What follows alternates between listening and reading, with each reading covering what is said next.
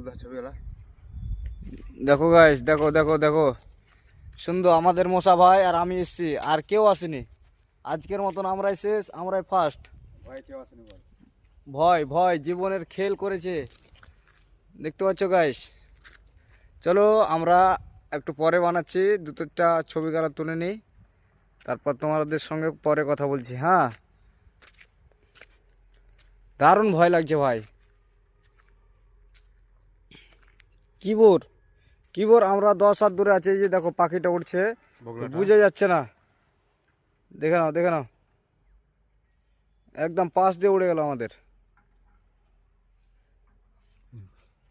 সে দেখতে পারো গোব্বা আর একটা রয়েছে,